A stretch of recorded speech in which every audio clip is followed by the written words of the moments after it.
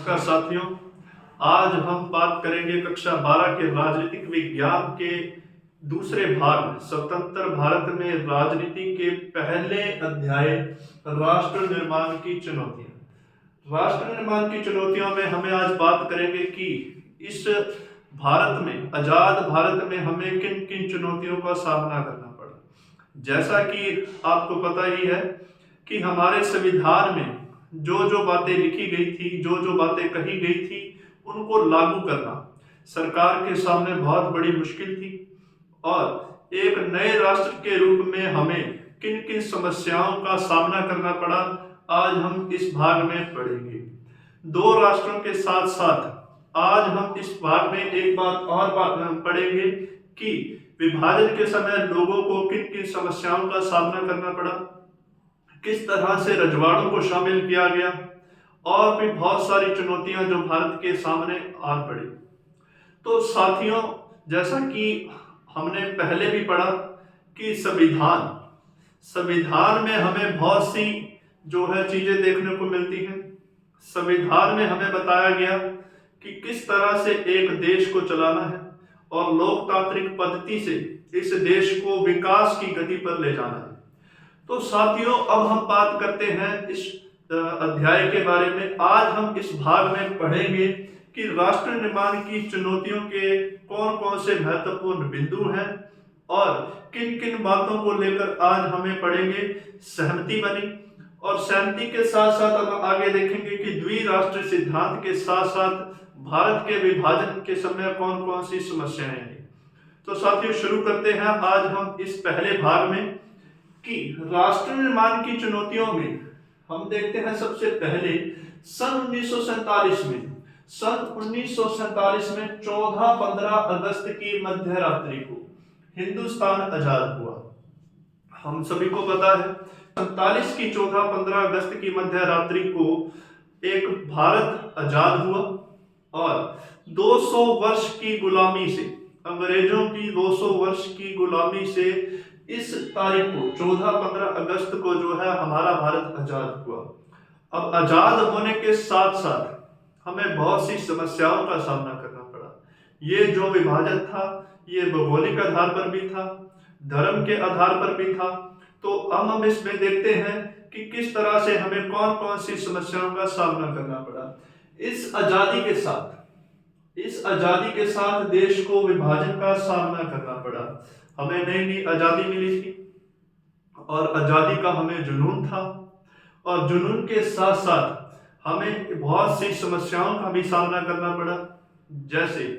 जैसे कि आप सभी को पता है कि हमारे भारत में 565 रजवाड़े थे और उन रजवाड़ों को शामिल करना बहुत एक चुनौती थी।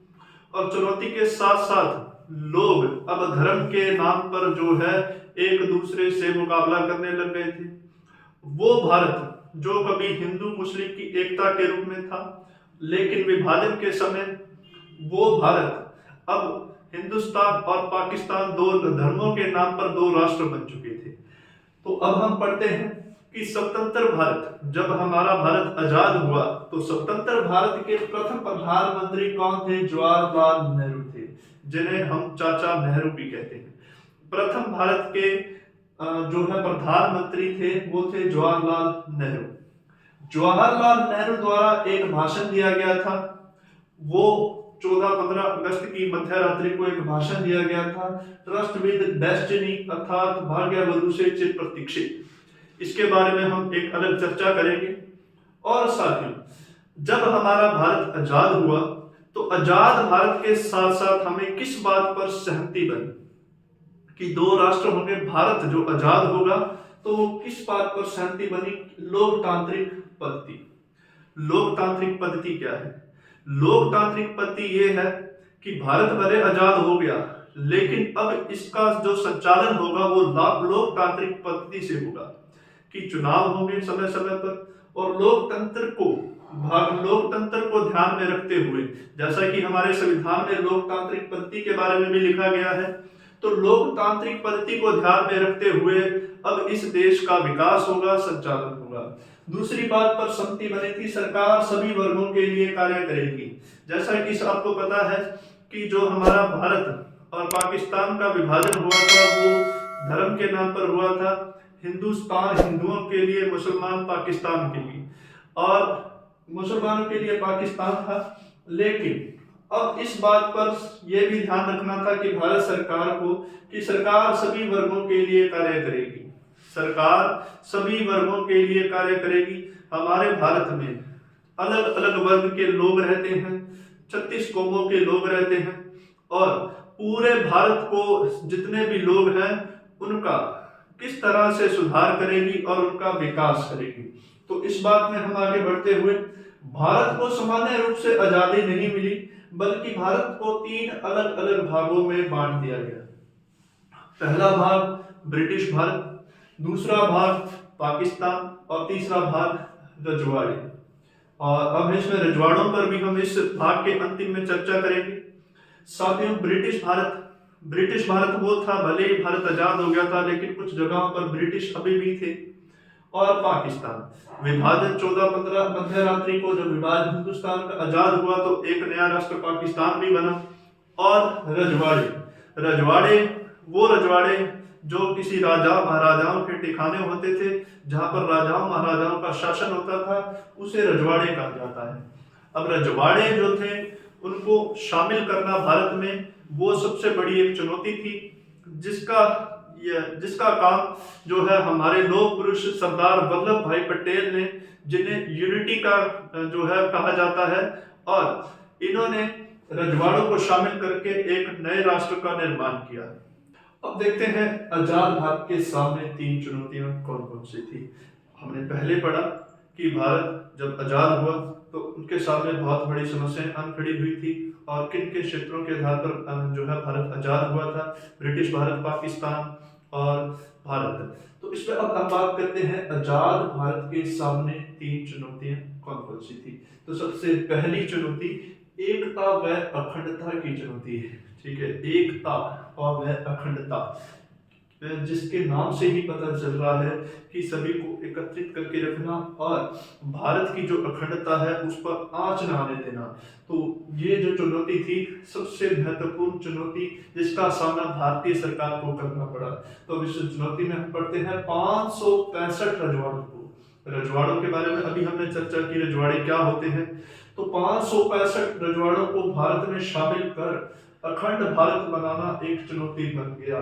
संपूर्ण भारत में 565 रजवाड़े थे और उनको अखंड भारत में जो शामिल करना बहुत चुनौतीपूर्ण बन गया। हालांकि बाद में जो हमारे लौह पुरुष सरदार वल्लभ भाई पटेल, जिन्होंने इस कार्य को कर दिखाया और उन्होंने एक अखंड भारत का जो सपना सजाया था वो पूर्ण भी किया। उनके साथी, उनके सचिव जो थे वीपी मेनन, जिन्होंने उनका साथ देकर एकता व अखंडता की चुनौती का सामना किया और 565 रजवाड़ों को भारत में शामिल करने की चुनौती का सपना संपूर्ण किया। तो दूसरी चुनौती लोकतंत्र को स्थापित करना। जैसा कि अभी हमने पहले पढ़ा कि जब आजाद भारत की सहमति जो बनी थी वो लोकतांत्रिक पद्धति पर बनी थी। सहमति तो बन गई, लेकिन लोकतंत्र को कैसे स्थापित किया जाए। लोकतंत्र स्थापित करना बहुत मुश्किल था, क्योंकि भारत एक क्षेत्रफल के आधार पर भी बहुत बड़ा देश था और देश होने के साथ साथ लोकतंत्र को स्थापित करना बहुत मुश्किल था, क्योंकि आजादी के समय बहुत से लोग अशिक्षित और गरीब थे और इन सबसे बाहर निकलना बहुत इनका जरूरी था, क्योंकि लोग जो है रोजमर्रा की जिंदगी के लिए जो है इधर उधर भटक रहे थे और उनके पास स्थायी निवास नहीं था और उनको रहने के लिए या रोजगार नहीं था, रहने के लिए निवास नहीं था और उनके पास रोजगार नहीं था। तो इन सब से बाहर निकाल कर उनको लोकतंत्र की स्थिति से देखना वो है एक मुख्य चुनौती था। अब बात करते हैं समानता पर आधारित विकास।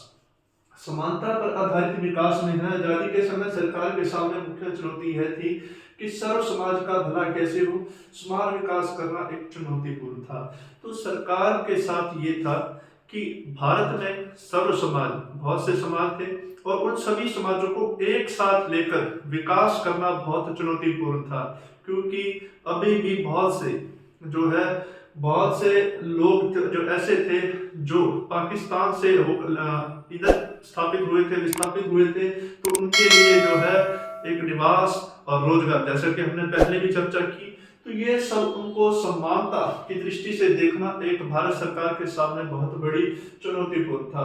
इस जो ये 3 चुनौतियां हैं, इनके हमें और भी कुछ चर्चा कर लेते हैं। जैसे भारत जब आजाद हुआ तो विस्थापित लोग यहाँ हुए, तो उनके सामने बहुत से रोजगार और उनके निवास, स्थायी निवास, कृषि और कृषि पर जो है बहुत बड़ा मुद्दा बन गया था। और उसके बाद जब आजाद भारत के बाद सबसे पहले सरकार ने जो है विकास की सोची, तो वो कृषि पर सोची।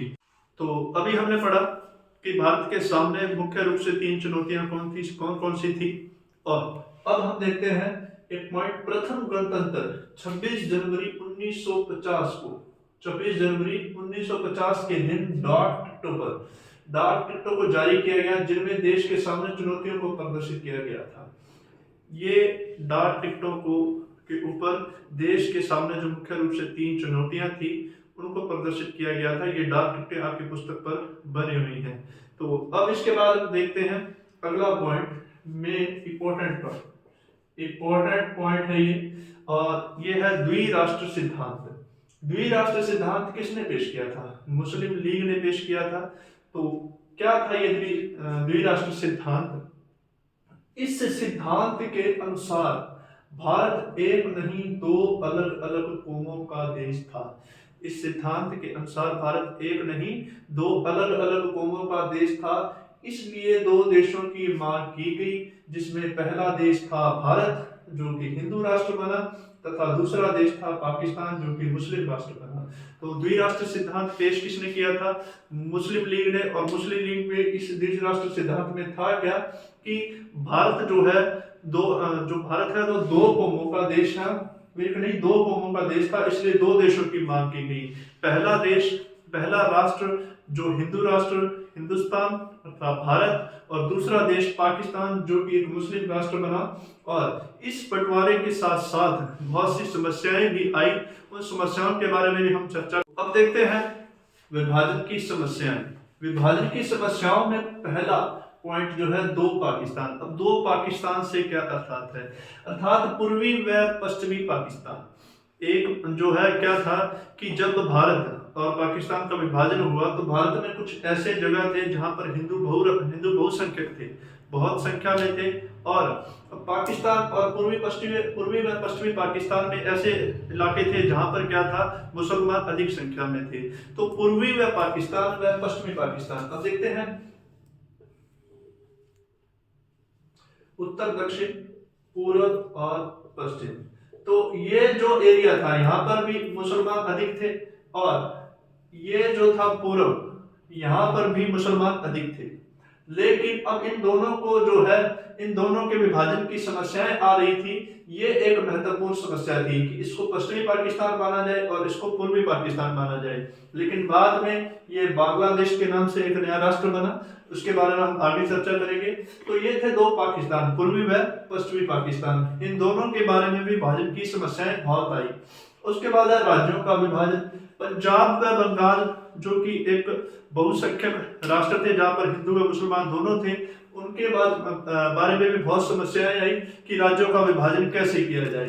अब जनता की असहमति, ठीक है। पश्चिम सीमा पर रहने वाले अब्दुल गफ्फार खां जो कि विभाजन नहीं चाहते थे, और अब्दुल गफ्फार खां को सीमांत का गांधी भी कहा जाता है। तो अब्दुल गफ्फार खां एक ऐसे व्यक्ति थे जो कि विभाजन नहीं चाहते थे। उसके बाद अल्पसंख्यकों की समस्या। ये एक इंपॉर्टेंट पॉइंट है कि जब भारत और पाकिस्तान 2 नए राष्ट्र बने, तो ऐसा नहीं था कि भारत में अभी भी पाकिस्तान या मुसलमान नहीं थे, अभी भी मुसलमान नहीं थे। और ऐसा नहीं था कि पाकिस्तान में अभी भी हिंदू नहीं थे, कुछ अल्पसंख्यक में थे। अल्पसंख्यक मतलब अल्प थोड़े बहुत। और अल्पसंख्यक होने के कारण इन जो दोनों राष्ट्रों को बहुत सारी समस्याओं का सामना करना पड़ा, क्योंकि जब भारत आजाद हुआ तो धर्म के नाम पर आजाद हुआ, हिंदू राष्ट्र और मुस्लिम राष्ट्र के नाम पर। और ये दोनों अल्पसंख्यक की समस्या दोनों देशों में दंगों की जड़ बन सकता था, और इसको आगे जाकर दंगों के रूप में दोनों राष्ट्रों को सामना करना पड़ा। तो साथियों, आशा करता हूं कि आपको आज का ये पहला भाग समझ में आया होगा और आगे हम इसको कंटिन्यू करेंगे नेक्स्ट पार्ट में।